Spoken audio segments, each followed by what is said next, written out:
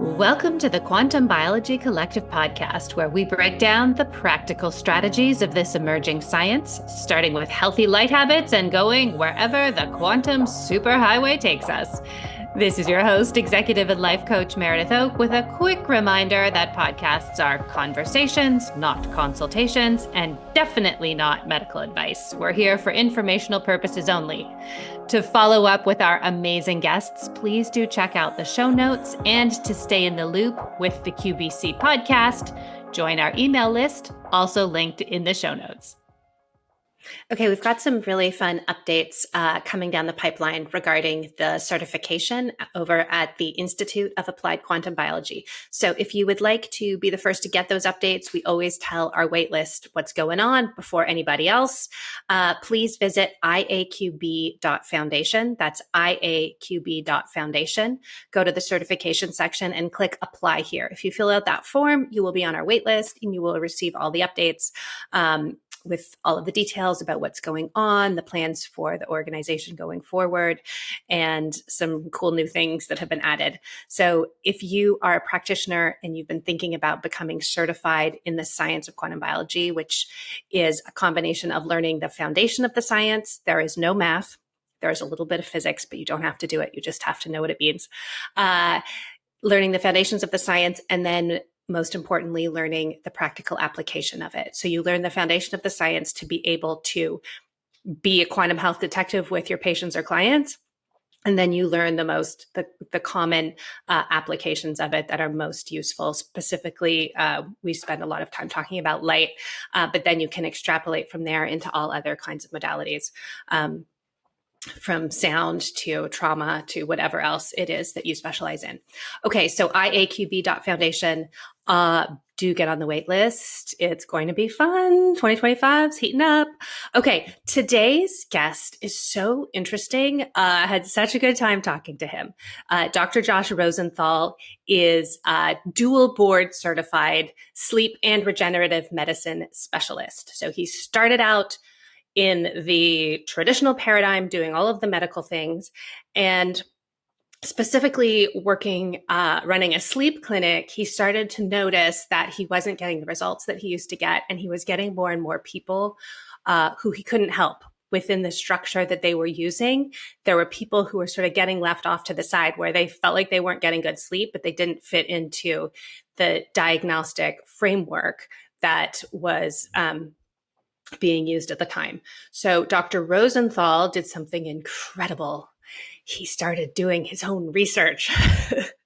Anyway, long story short, he now incorporates all of the things into his practice, quantum biology, heliotherapy, circadian biology, chronotherapy, photobiomodulations, photonics, all of the things. And he lays it all out for us in this conversation. It's really interesting. He shares how he got to where he is and also how he views sleep, which is a super interesting point of view to have somebody who's like deeply immersed in the traditional understanding of sleep and deeply immersed in a biophysical understanding of sleep is it's a potent combination. So enjoy my conversation with him. And don't forget, if you would like to protect your sleep, make sure you have blue blockers and a red reading light for before bed. And you can get both of those things at bondcharge.com. And if you put QBC in the code at checkout, you will get a discount. I think it might even be higher this month. They might be doing a promotion. I can't actually remember. So put it in. It'll be a surprise. See what kind of discount you get. Okay, everybody, enjoy. Dr. Josh Rosenthal, welcome to the Quantum Biology Collective podcast. I'm psyched for our talk. Yes, thank you, Meredith. Thank you for having me. Okay, so you are you are a person who I love talking to because you have the full allopathic background, the full traditional medicine, but you have walked the bridge over to the other side and gone all in on the new paradigm of the quantum biologic model when it comes to health. So you started out with a full focus on sleep. Now you do regenerative medicine as well. But I want to start with the sleep piece. because you did something that made me very happy in my heart that not a lot of doctors do. You were a practicing board certified sleep specialist following the allopathic model. You would test people's sleep and then give them a diagnosis or say, there's no diagnosis, you're fine. But you kept having more and more people show up where, according to your tests, they were fine, but according to their actual experience, they were not fine. And that's kind of what happened to me in my health journey. You know, the doctors were like, your labs are fine, your labs are good, you're fine. I'm like, I'm not. And so you did something really rare and important, which is you were like, why is this happening? And you started to look into why there were so many people whose sleep tests were showing up, quote unquote, fine, but they actually weren't sleeping well. So tell us what prompted you to be that curious and to investigate deeper, and what did you find when you started doing that? Absolutely. I don't think any specialty is immune to this. If you practice, I was practicing for about a decade, before this kind of all came to fruition. And any physician who's out there, or any physician who you're going to, who's been practicing for more than a decade, has seen the progression, right? When I started, things worked a certain way, and as time progresses, you see, well, it's not even working the way it did when I started.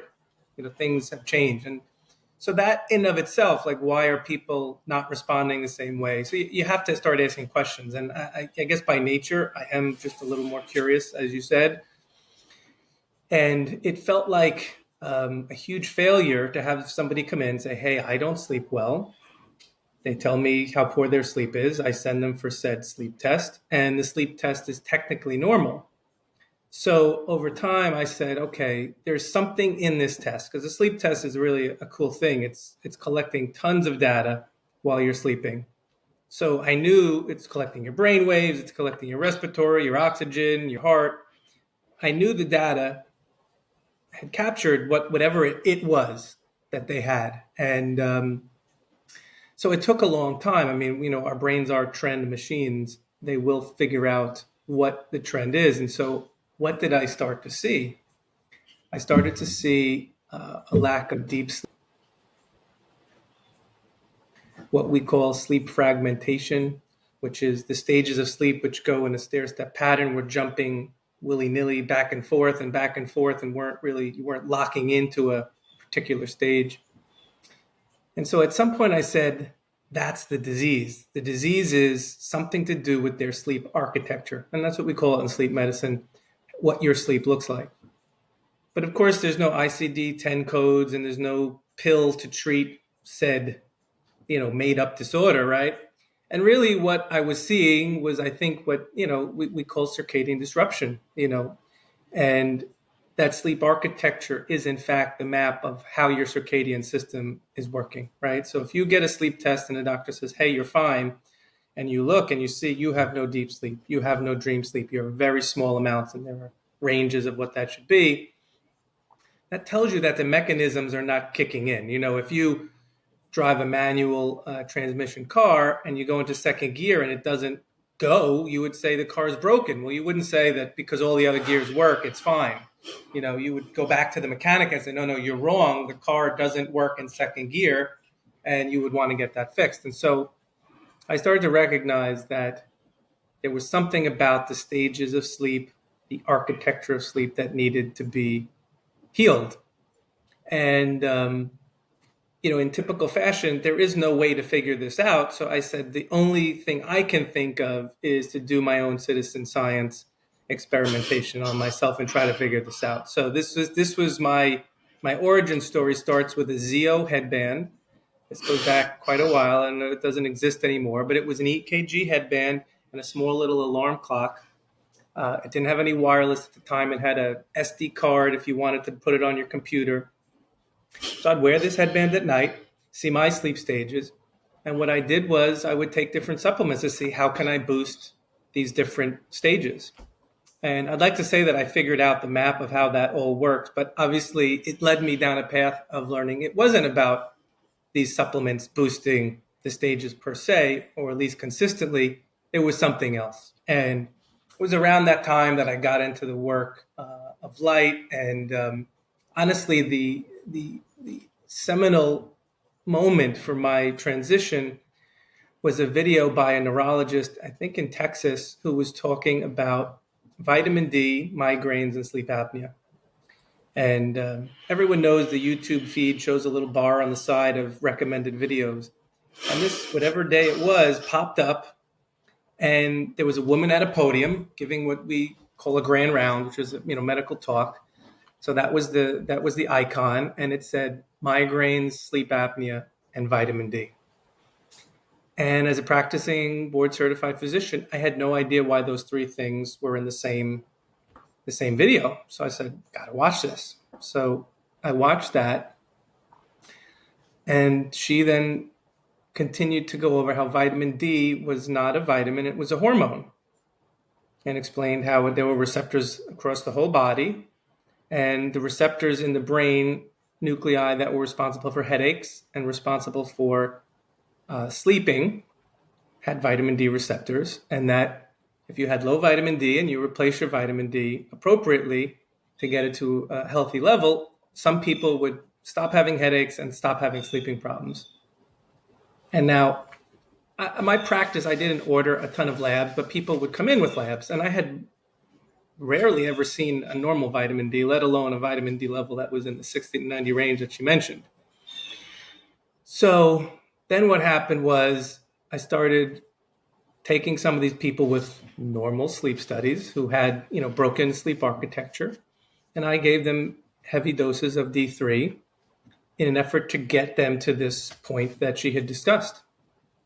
And a good number of them, maybe 30, 40%, instantly had improvements. And I was like, wow, this is amazing.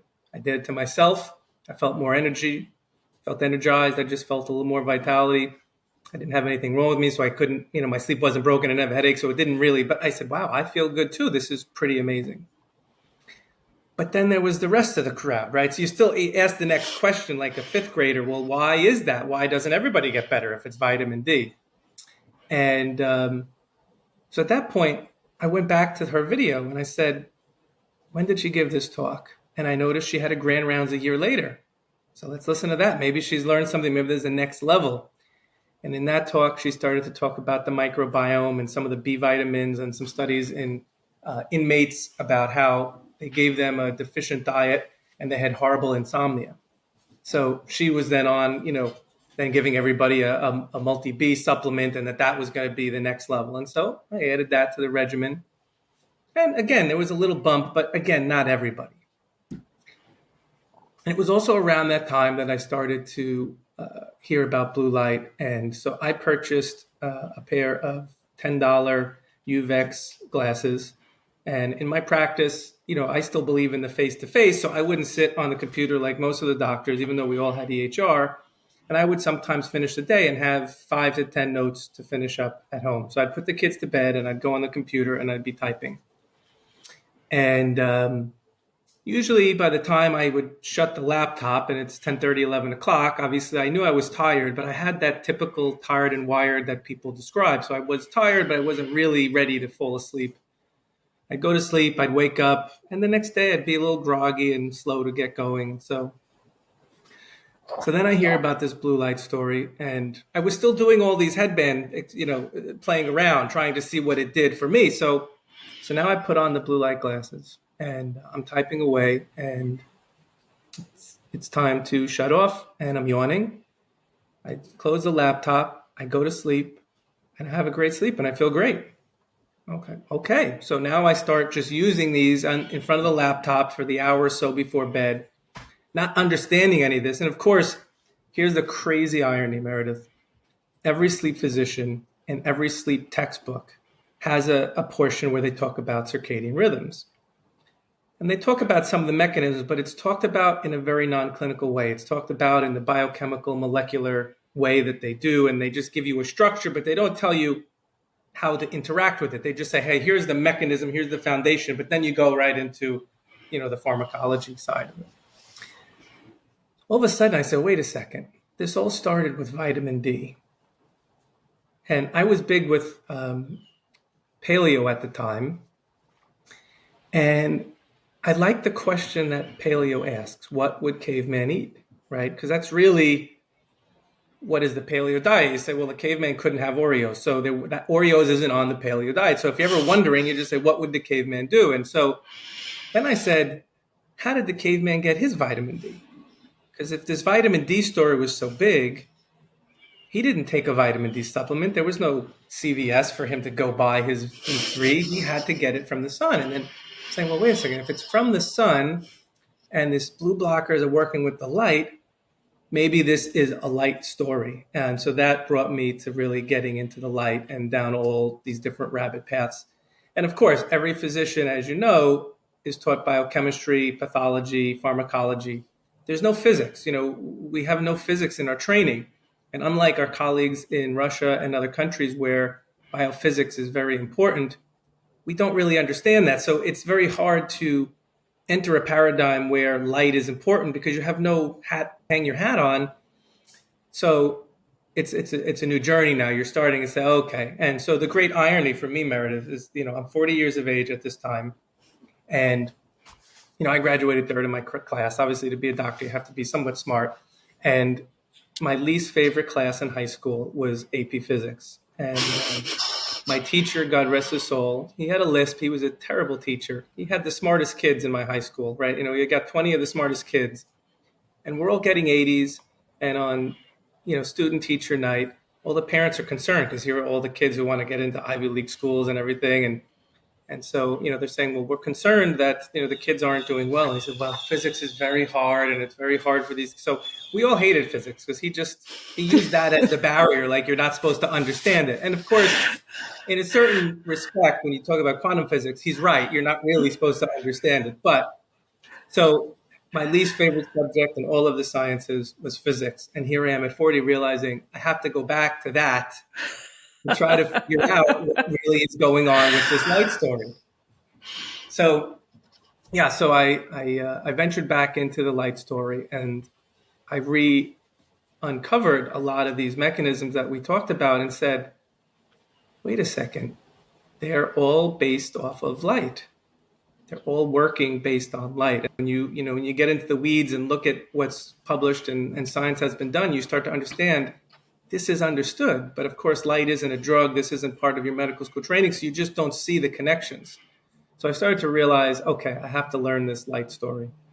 And the great irony is when I had started wearing the blue blockers, I was wearing them incorrectly, just, maybe an hour or so before bed in front of a computer.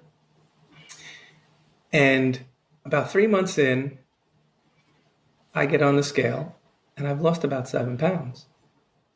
And I'm totally flipped out. Now, the reason that's crazy is if you rewind a year back in my life, I was following some podcasters and I had checked a huge lab panel because I'm a physician. So I wrote a lab panel for myself of things that I've never ordered for anybody, some of them which I didn't even know what they were at the time.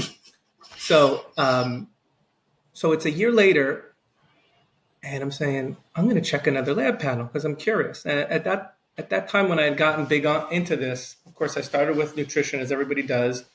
And I started that way because I was 220 pounds when I graduated. And at some point I said, I've had enough. And I lost weight the traditional way, calories in, calories out, which of course I abhor now. But I got back down to my fighting weight in high school. I was a wrestler of 165. So the sad part is when I got down to that weight, my own parents said, you look terrible. You look like you just had, some sort of medical treatment or you're sickly. I was gaunt. My face was all sucked in. And so I had to gain about 15, 20 pounds to look healthy again. So I was pretty stable at that weight of about 180. And I had learned a lot about weights and measures of food. So I knew what I ate was pretty stable. So there was no dieting in the period of losing that 7 pounds. And there was sadly also no exercise. I was a new physician. I had a family, I had young kids, and so it was pretty much that was it. It was work and family. So I checked the labs, and to my fasting blood glucose is lower. My markers of inflammation are lower. My testosterone is higher. My marker Wow. for growth hormone is higher. And then I said, well, wait a second. I spent all And this this time. is all just from wearing a pair of This crappy was 1 UVACs to 2 hours when at you're night. on your laptop at night. That's it. Wow. And I said, wait a second. If a piece of plastic can change my hormones and my labs so dramatically when I had been very paleo, lost the weight, and I couldn't even keep the weight loss because I didn't even look healthy, I said, there's something to this. And that's when I went really deep dive. I started learning how to properly wear the glasses. I started doing some cold plunging, and I got back down to that same weight, except this time it looked like I'd been in the gym rather than I'd just gotten out of cancer treatment, right? So it was like, wow. So, what I learned was that even in weight loss, it doesn't tell you, your wellness quotient of how your body is going, your hormone balance, and all these other things. And so we look at the exterior and say, oh, well, you must be healthy because you're thin. It doesn't really tell you the story of the hormones. And so then you start realizing, okay, this is a holistic, systemic problem.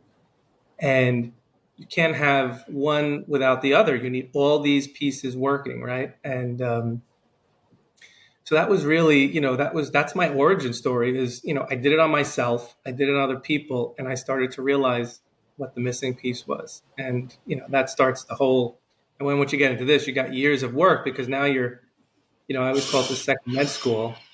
This is not a journey for the light of heart. You really need to, even as a physician with all this training, you need to unlearn and relearn and really understand a totally different paradigm, as you know. Right.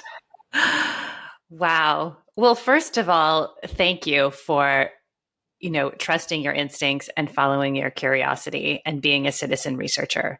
This is what we need because it's so interesting to me. Like there's no framework for that to happen. Like there's no framework for a physician to notice something that's not working and be able to investigate it or have people who will investigate it on the physician's behalf. And as you said, it's happening across the board, not just in sleep. All the things that used to work are no longer working. But you made your own experiment. So well done. Well done, Josh. That's amazing. I love it. And now you have so much wisdom to share. So let's back up just a little bit. And you talked about sleep architecture. So just give us, broadly speaking, the general understanding of what it means to have a good sleep, what goes on while we're asleep. And then we can sort of get into the quantum aspect of it.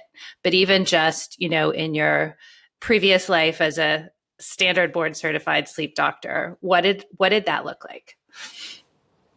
Yeah, so the way to look at sleep is like a conductor with an orchestra, right? You have multiple instruments, but there's one main controller, and we can acknowledge that the brain is the main controller. But even in that, I don't even know that there's one single main. There may be a couple of important places.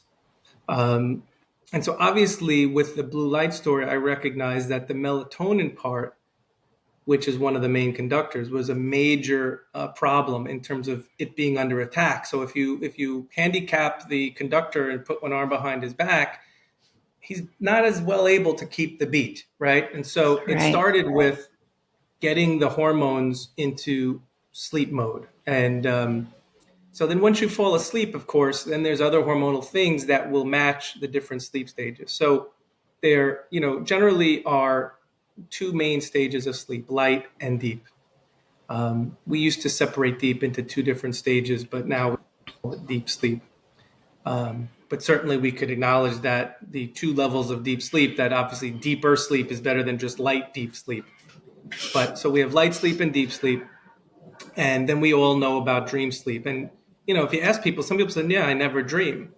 So if you never remember having a dream. And of course, we forget that dream sometimes very quickly after we get up, but we knew we had a dream for a short period of time. If you're not having these moments, you may not even be having these stages. And so that's like the first thing. If you say, I can't remember the last time I had a dream, you probably have broken sleep architecture, right? So you don't need a sleep test to tell you that. But the way it works is we start out in light sleep. We then will drop into deep sleep. And then we'll have a REM period.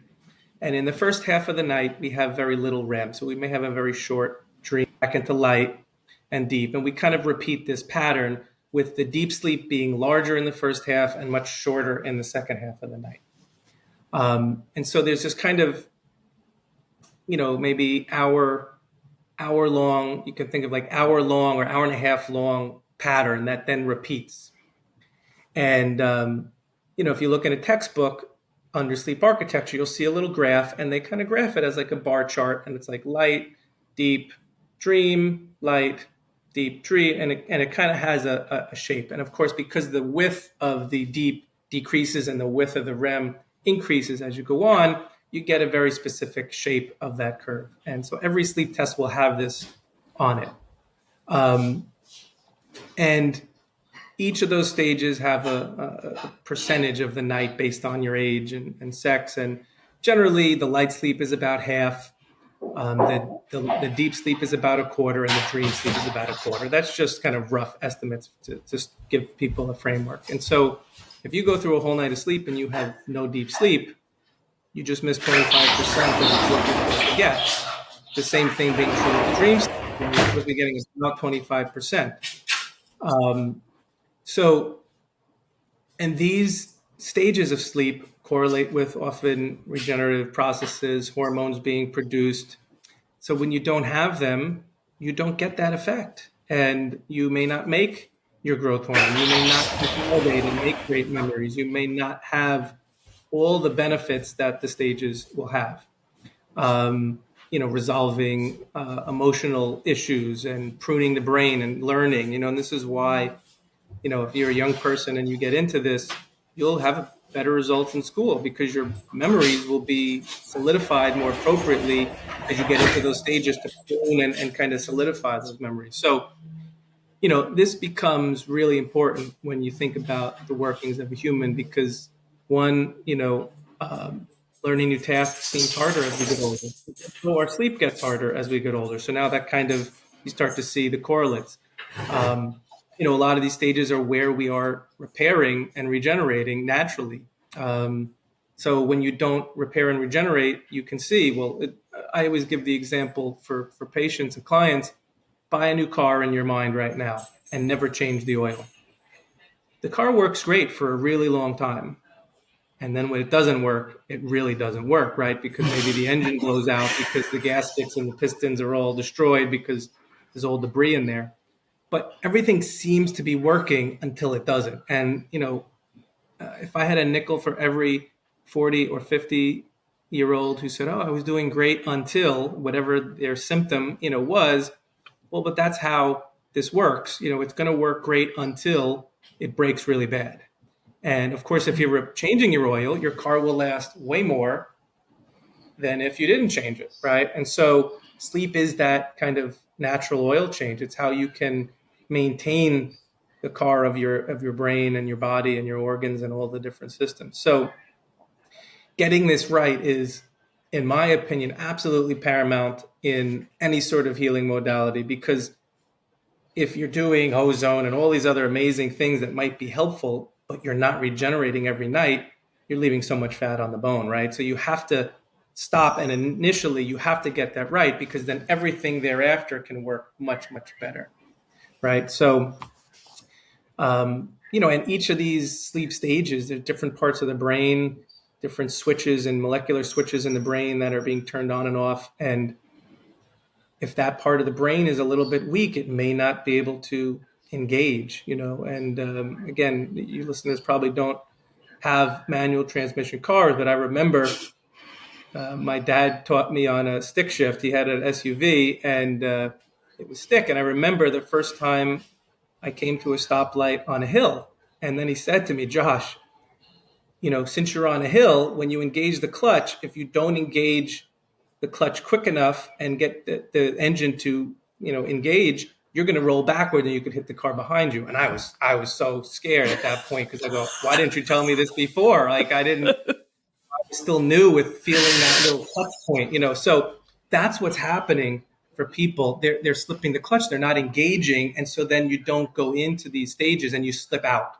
And that becomes really detrimental when you realize how important these pieces are in the long run for, all these systems to be firing at optimal, wellness.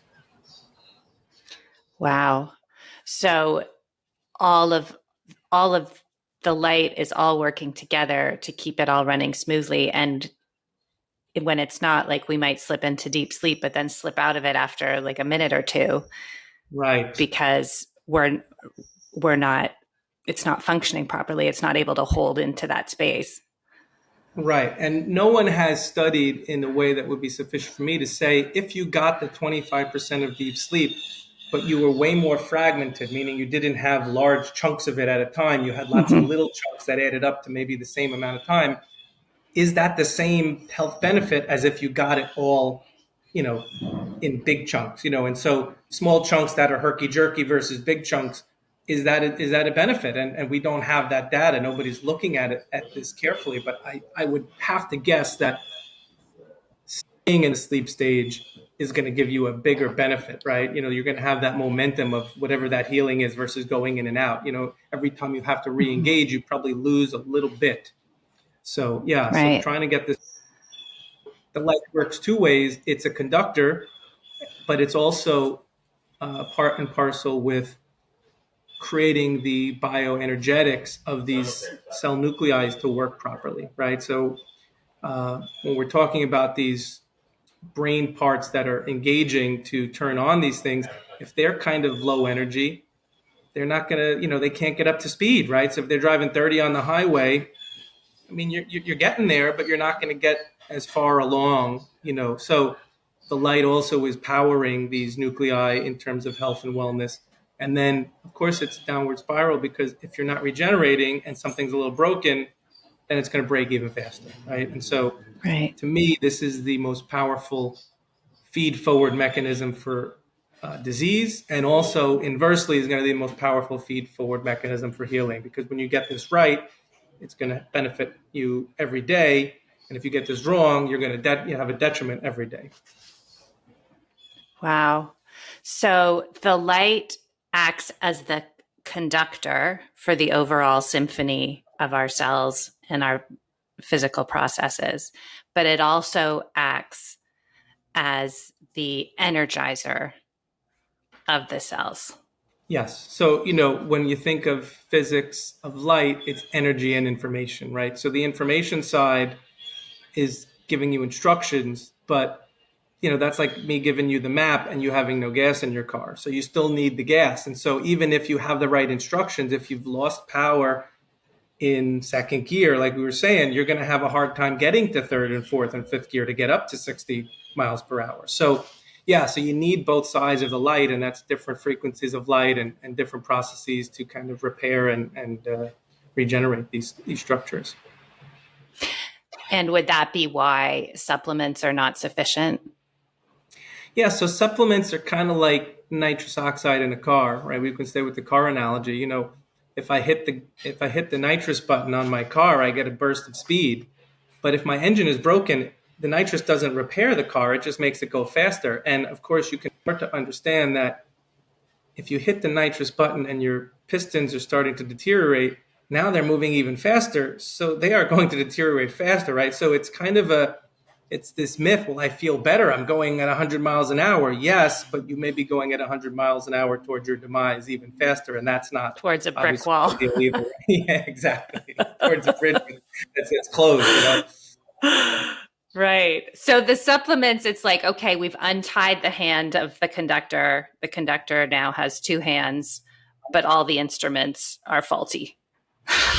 I mean, there is a role when we're using a supplement. I mean, if you're severely deficient in a particular supplement, we just mentioned, vitamin D, which is more of a hormone, but you can see that there are ramifications of that. But if it's not fixing your sleep, then it's not really fixing you. Now, if you take magnesium and you're sleeping deeper, then yes, magnesium is going to help you repair. So then therefore it might be good. But if you're taking magnesium because you think it's just general wellness, it in of itself is not going to repair you. It's just making sure you have enough of that building block to move forward. Right. So yeah, so there's a role for supplements to help when we're deficient in certain things. They can sort of be the bridge out of that situation while we fix everything else. But to get the sleep that we need to maintain health, we have to get our light right. There's no workaround. There's no, yeah. I mean, we all want to, I mean, I think it's the paradigm of traditional medicine that there's a pill that will solve everything that ails you, right? It would be nice if light came in a pill and you could just take that light pill every day and get all the frequencies and energy and information you need. Unfortunately, it just doesn't work like that. And so, complain with nature and, and Mother Earth. Don't complain with me. I didn't design the system, but that's how it works. Yeah. Right. And we're the ones that have, through our relentless innovation, which has its ups and downs, we have created an environment that is where we're cutting ourselves off from the light information that we need, which we can find outside in the sun.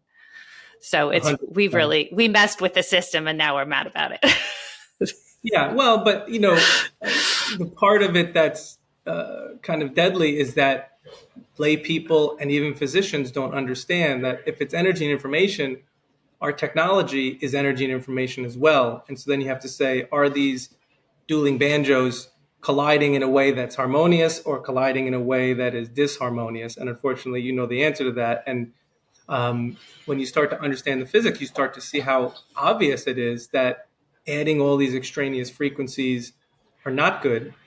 The same way, if you were listening to music right now and I started to play my radio, it would interfere with your ability to hear that song, And so, so we are deficient in the natural frequencies and the natural energy and, toxic in these artificial energies and frequencies.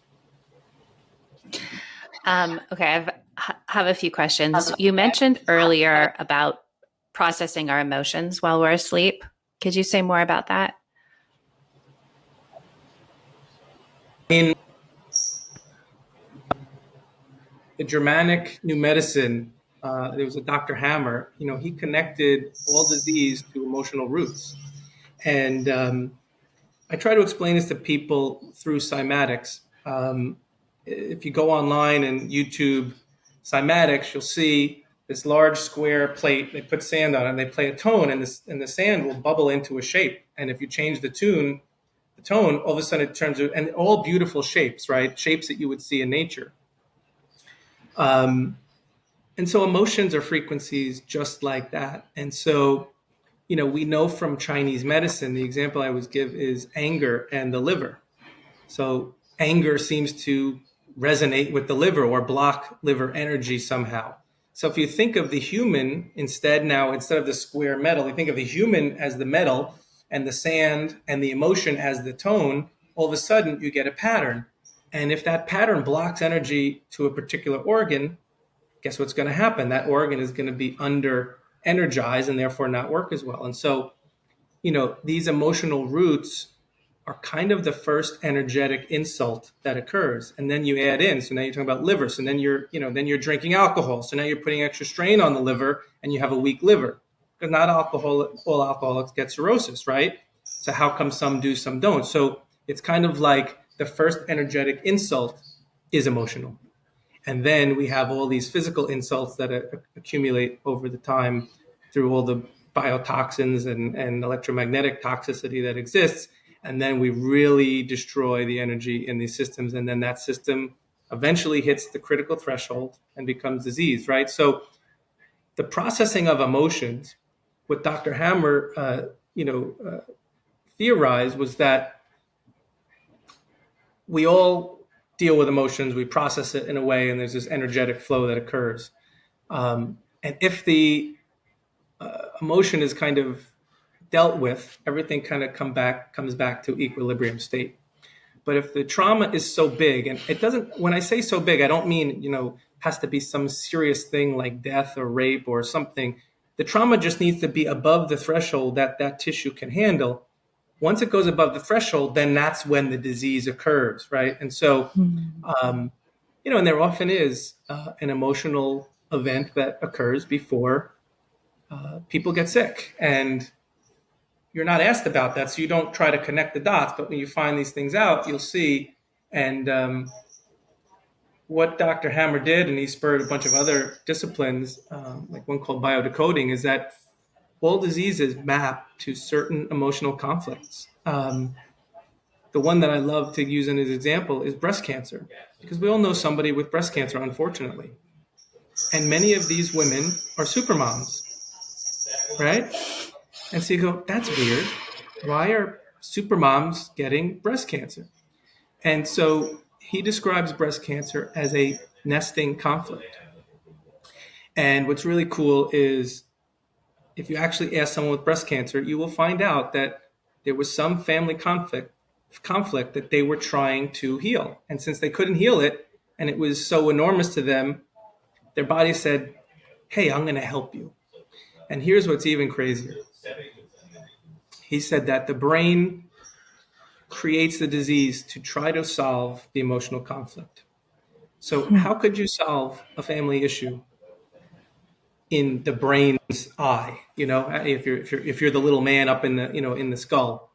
And so the idea is that breast cancer cells, if you have a mammary gland cancer, it actually is more efficient at producing milk than a regular cell. If you have a stomach cancer cells are actually more efficient at making stomach acid. And so your body creates the cancer to help you nurse your family back to health. Crazy to think of it from that perspective. But so we're now talking about this emotional trauma as the preeminent starting deficit, and then you add aluminum in the armpit and toxins and all these other things, and yes, they're just going to hasten that emotional conflict and decrease that threshold until it's so easy. And so then your son has all these conflicts, and then you get breast cancer because you're so stressed about it and you want to help your family. It's really quite intriguing to think of it on this electromagnetic, kind of paradigm. Wow. So we have a threshold of what we're able to handle, sort of based on the health of our cells. And obviously, emotions affect that threshold. And so something that can seem not hugely significant, but it's significant enough to push past what we have the capacity to heal while we're sleeping, and just in the way that we live our day-to-day lives. And that then triggers our body, in this theory, to create a disease as a way of saying, please address this trauma, please heal it. Well, it's almost, you haven't addressed it, so I'm going to help you. You can't stomach the information that you heard from your brother-in-law, so I'm going to help you to digest it. Okay? You can't digest it, I'm going to help you digest it. Now you have stomach issues, right? I'm going to help you digest it. And it's a very logical, unemotional kind of way of thinking of disease. Maybe that's why I like it as a man, a left brain, because I was dealing with somebody who was so weak and, almost fainting all the time. And it was like, okay, her body is trying to shut her down because she cares so much, right? You can kind of look at all these different things, I believe low back pain and sciatica, because we don't want you to move. If you can't walk, you can't move forward, right? And so we can manifest this also in our thinking. I can't do that. Well, when you say that emotion connects to a part of your body, right? I can't push through this. So then you're going to not be able to push through this. Literally, maybe your leg doesn't work properly, or, I can't get this weight off my shoulder.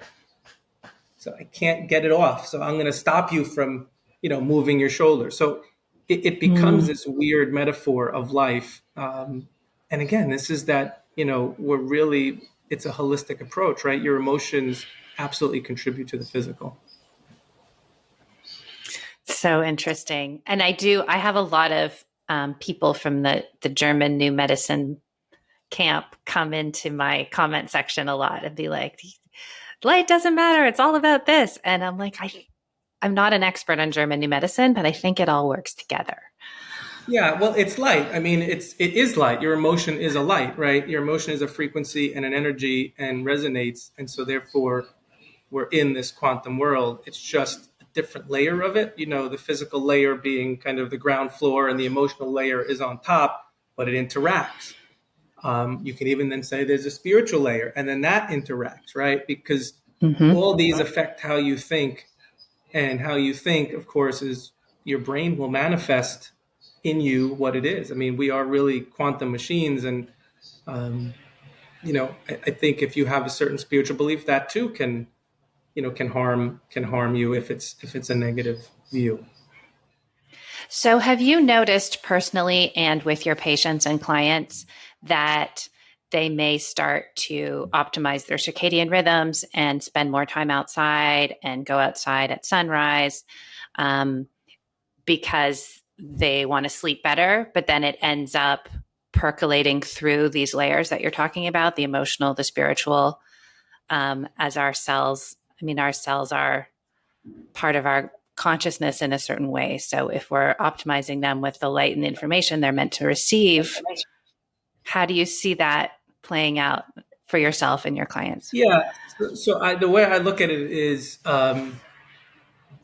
we know how the body should respond to some of these therapies. And when the body doesn't respond to these therapies, that means something else that you missed is not working, right? And so it could be that there's a serious, their lack of movement is a serious emotional problem that has never been addressed. It could be that there's some other problem, that again, they're not complaining of. Again, just like you said, my labs are good, but something's wrong, so you often don't know what the problem really is. And maybe they're coming in with just a sleep problem, but there may be some other, maybe it's a liver issue. Maybe if you're not detoxing properly and you have all these toxins floating around, that's going to make it harder for the brain to work if your brain is more inflamed. So these nuclei that are responsible are going to be kind of under the weather. So, yeah, I mean, I always look at it as when things don't operate the way I know they should in a well-functioning human, that means we've missed it. And it's that curiosity. And in working with clients, you'll often, the way I came to this was as you really know somebody more intimately, and they share things with you, you'll start to like, that's a weird, I had a younger woman tell me that she had never told anyone before that she was raped with her friend when she was 18. And her mother said, never speak this to a soul, because if your dad finds out, he'll kill this guy. And so she had held this in for 20 years. Wow. Now we weren't at all trying to get there, but I noticed she had really weird relationships with men. And I was just trying to figure out what's the core, what's the belief, what's the thing and then at some point, and so what does that do to your body, And it's an unknown, unless you have a roadmap to explain, and these are the layers that, you need to get to. It's not just the physical, it's not just the emotional, it's all of these things. It has to be, it has to be. Yes. And what I think is so beautiful about the approach that you've taken with medicine, that we talk about here, the regenerative approach, the quantum biologic approach, is that unlike with a pill, where you take a pill to alleviate symptoms, you take a pill to alleviate symptoms of a disease, you're not going to find out all that other stuff. But even starting with just circadian optimization from a purely technical standpoint, like you technically need this. You technically need this kind of light, and you technically want to not get this artificial light. even if you start out from a very medicalized idea of light, there's still a good chance you're going to end up going where you need to go in the emotional spectrum, as you Yeah, were you just know what's saying. beautiful about this is they all talk to each other, right? So if you're ill, sick in some way, poor sleeping, you're going to be poor thinking.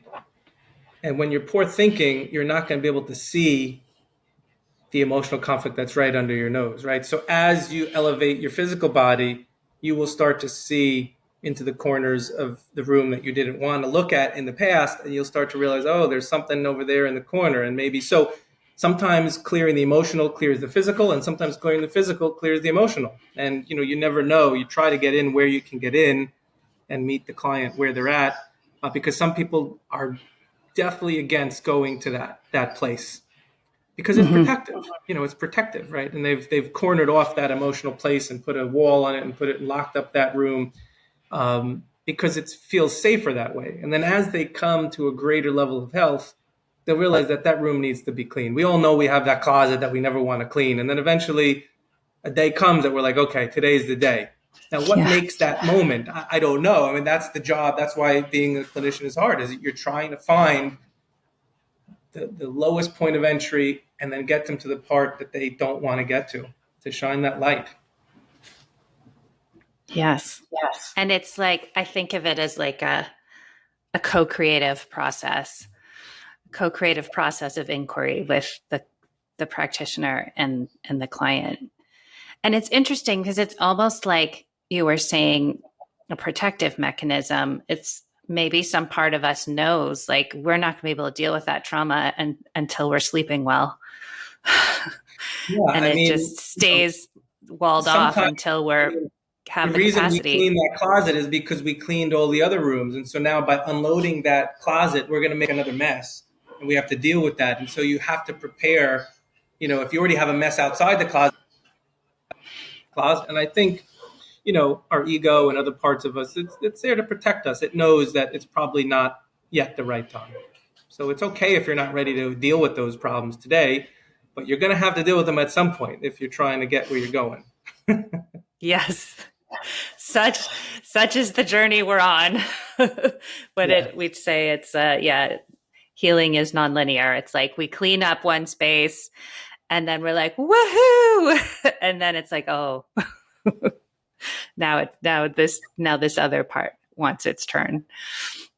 I really It's didn't true. expect this conversation to go here. I love it.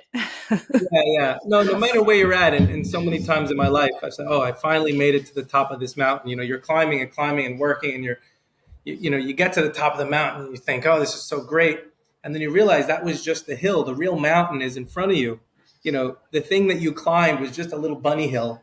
But, as you're climbing it, it seems like the biggest thing in your perspective. And so, unfortunately, that's a lot of what, healing and self-development is like. You get to these places and you think, I finally made it. And then you realize, oh, I'm really at the bottom. I got Yeah, to start again. absolutely. That is it. That is it. Which is why it's fun and necessary to have people on the journey with you, running buddies, so to speak.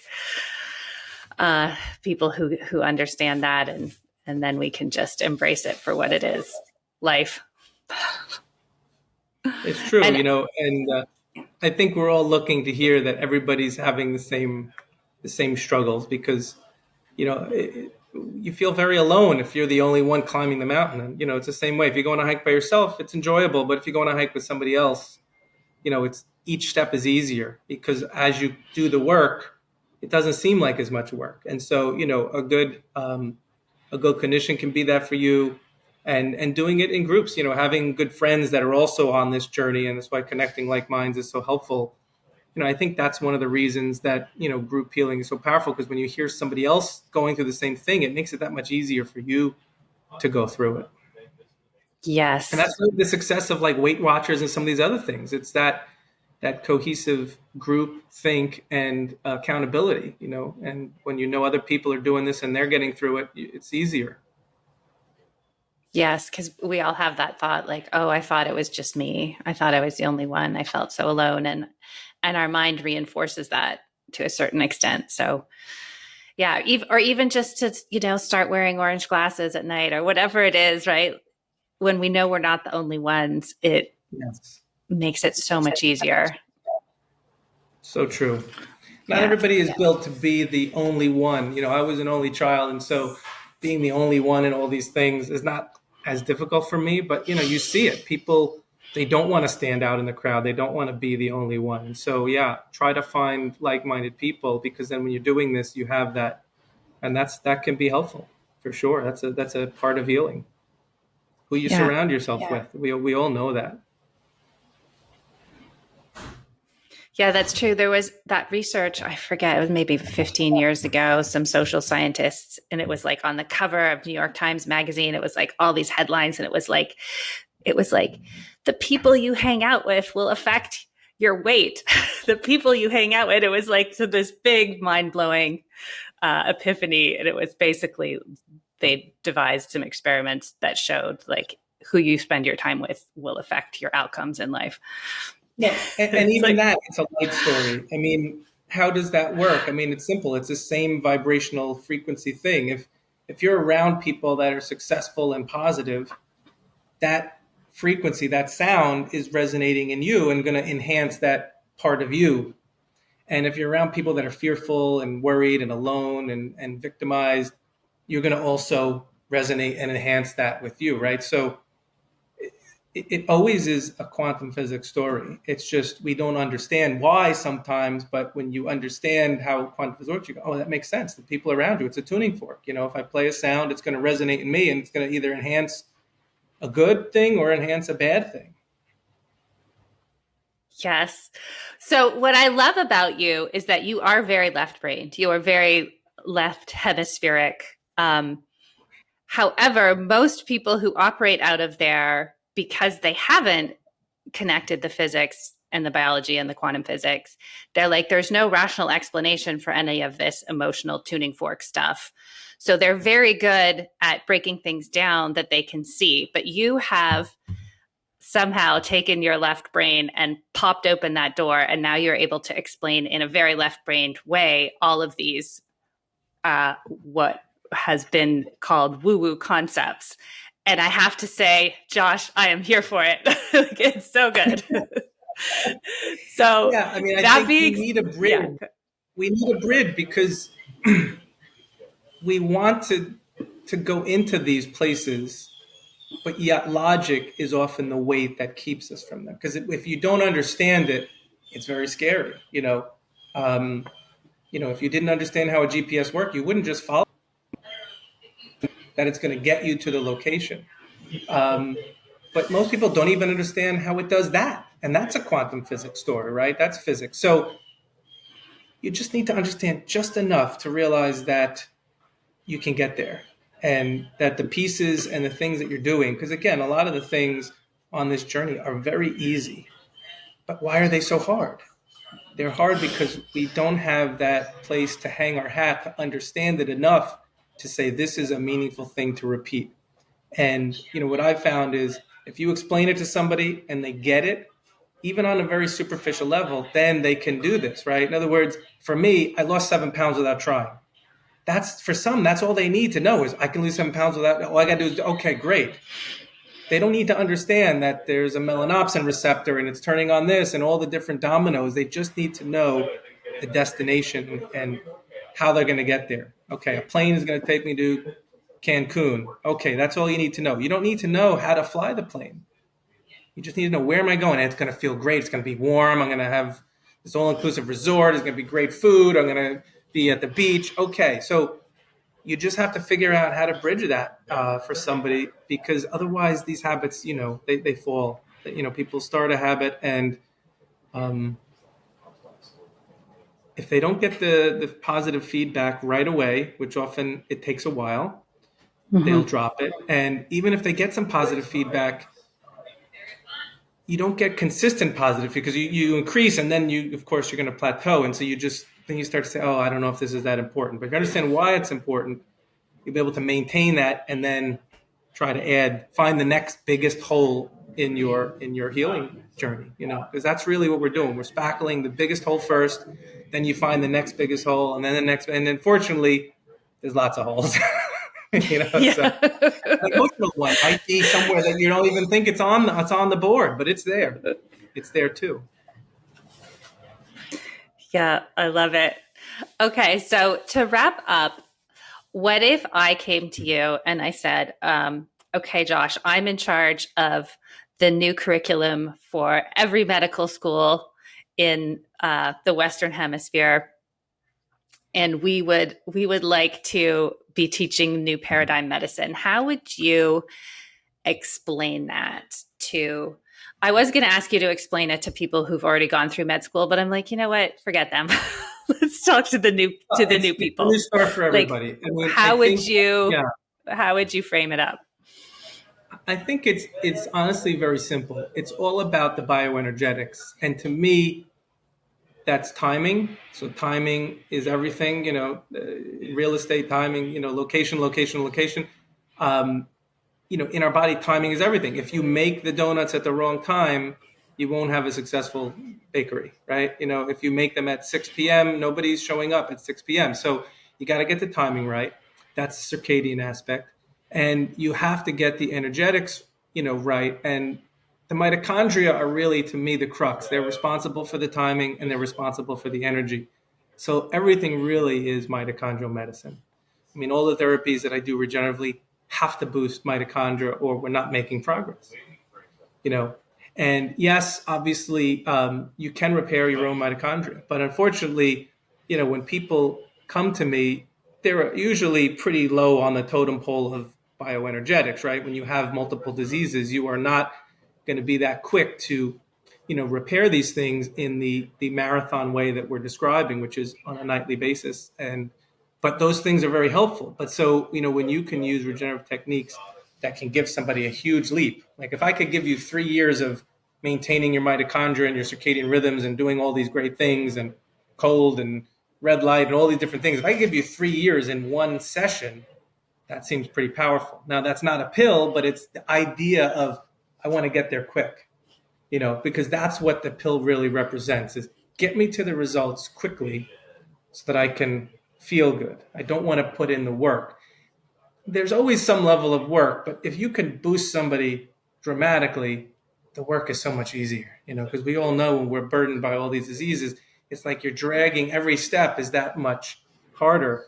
And so, that's where I see when you get to a certain level, you need more intense regenerative therapies to boost the mitochondrial function so you can get there quicker. Because if I told you, and I had a colleague who ran a hyperbaric center, and he was saying that he treated somebody with a stroke and had major deficits. And this gentleman did hyperbaric for 3 years, almost every day, and had a dramatic improvement in his stroke symptoms. How many people do you know that have had a stroke that are going to go for an hour every day to a hyperbaric center? So it's not to say don't the hyperbaric can't be good for you, but what I'm trying to say is that level, the entry level of commitment is so high that it's just overwhelming and people never complete it. So what we need for that person is if we could boost them to that 3-year part in a day, in a week, and they were 50% better, well, now where's the excuse to not do the work moving forward? It's a lot easier to get somebody when they've made, advances that almost seem miraculous. And so that's, I think the journey then becomes trying to figure out how to get the biggest bang to start somebody off and get them closer to the finish line. Now, not everybody in one session of anything is going to get to the finish line, but if we could get you there in one session, that's wonderful. Congratulations. But if we can get you 50% there or somewhere much closer, then the work is much easier. More energy, greater sleep. You're going to have, it seems like there's more time in the day. I mean, when you start doing this stuff, the day seems like it got a little longer because you have a little extra in the tank. And so now, if you did the same thing you did yesterday, but now you had these new habits that you had to lock in, well, you have extra time to do it, or it seems like there's extra time. Yeah, it does. It feels like I feel like time is in a way moving faster, but it also feels like there's more space in the day. And the beautiful thing about light is, I don't have to drive somewhere and pay someone to access something. I just open the window, turn off the computer and open the window. It's and that's so part of, simple. we can have core beliefs that block us. It's like, people have these core beliefs, all money is evil, and so then they're not good with money. And you can have a belief that to get healthy has got to cost you a lot of money. Yeah. Now, it might cost you a lot of money. Hard and expensive. But it doesn't. There are so many things that are free that are so powerful that if you believe that it's not possible, you won't take advantage of it. So you really have to assess, what do I feel about my healing? Because if you feel that healing is going to be hard, you're right. It's going to be hard for you. You have to start there. I think for some people, there's clients I won't work with just because they don't have the mindset to heal. I remember I was doing a consult with a gentleman with a very severe depression. And, I said, here are some of the things that I want you to do. And his loved one was like, oh, he's going to do all these. And I said, I think you're saying that. Like, he doesn't want to do these things. He doesn't want to give up any of these things. And then later on, like literally 5 minutes after I said this, and the loved one was getting very aggravated with me because he's like, oh, of course he's going to do this. If he signs up with you and does all, I said, he's not going to do, you got to trust me on this. 5 minutes later, he said, yeah, I'm not going to give up this. I'm not going to give up this. Maybe I'll do this. And I said, you see, this is why I can't help him. And that's the toughest situation, is when you have a loved one that you want more than anything to get better, but they're not there. They're not at the beginning of the race yet. They're not even in the game. And that's a tough spot. But yeah, so we all have to take ownership of our healing journey. And when we're ready, that's when hopefully you can find a clinician that's going to help you. Yeah. But are you really ready? Yeah. And as you were saying earlier, and are you ready again? Because what I have found, in my own mind, and I see with other people, it's like, there's someone and it's like, you really, really need to do some nervous system work. I've done it. I've done that. And it's like, right. Everyone around you is like, okay, we hear you. And we know you've done so much, but actually you still need to do a little more. Right. And I've had that too, right. Where I'm in places, I'm like, oh, I've been doing so many things for so long. I'm done. And it's like, yeah, no, Meredith, you're not. And so I think sometimes too, right, we have created a finish line. We think we've crossed it, and it's very hard to circle back to be a beginner again. Well, the good thing about this, the circadian kind of lifestyle is the results you had in the past doing something and the results you have when you have the right circadian lifestyle are often very, very different. So, that's the one thing that I said, well, when we go back to this, it's going to be different for you. And people are shocked when they go back to something that they did that they got no results. But once they align their body, all of a sudden the results start to follow. And so that's the other thing that, again, humans have this learned helplessness. Well, I did that. It didn't work. You did that when you were broken. How about we try it when you're fixed and see if we can get. And so, yeah, I mean, it's frustrating, but when you do this, you all experience this. And, it's helpful to have somebody to say, yeah, I've been there. You're going to hit these plateaus. You're going to realize I have to do more. And as we age, our bioenergetics are declining. So the things I did at 40 to be at my best are not giving me the same results at, I'm not 50 yet, but as I'm approaching 50, it's not going to give me the same results. I know that, and that's frustrating, and it sucks, but it's just the reality. So I have to do more. I know. And it's like, we all want to be, I'm like, no, I want to be the 150-year-old where it doesn't happen. My hormones aren't going to drop, my energy, then I'm getting like my knees are starting to hurt. And I'm like, God damn it, I'm just normal. Social media is riddled with these people that do the one thing at that age that gets them better. But that doesn't mean that's you. It would be nice if we all could just mimic what somebody else did and get better. But they may not have as many holes to patch. And so that's the frustrating thing, is that, we're filled and inundated with these ideas that this person got better with this one thing. This one supplement changes person's life. This one technique changes person's life. And we're not that person. And in a way, it's actually freeing, because, do you want to be somebody, you want to be unique. You want to be like, we do crave being our own unique person. And so that means we have our own unique problems too. And that's may suck, but it's also great because that makes us different. And we're not, the the same cookie cutter person that, that you see on social media. And these people generally don't have the layers that, you want to have as a human being anyway. So you're aspiring to be some cookie cutter, person. And that's really not what we want. We want to be multidimensional. We want to be unique. We want to be, find our creative spark or authenticity. And that's part of the journey too, is finding that. So it's a good thing to make it hard, right? Otherwise it wouldn't be as worth it. Absolutely. It is. It's life. It's an adventure. And we're all on it. And so thanks for being a guide along the way and a bright light on this adventure. And thank you so much for sharing everything today. We will have to do this again at some point. Thank you. Sounds I feel like this was just the beginning. There's more layers, just like the healing, there's always more layers. There's always more to talk about. And just quickly, I always forget to do this. Where can people find you? Sure. quantumlifewellness.com. They can reach me through the website. I'm on social media. It's usually my handles are QL Wellness. Okay. You can find content. All right. And you do in-person and virtual consults? Yes. Wonderful. Well, Josh Rosenthal, MD, thank you so much. Pleasure. Thank you. Have a great one, Meredith. Woohoo! You made it to the end of another episode. Thank you so much for joining us on this exploratory adventure into new realms.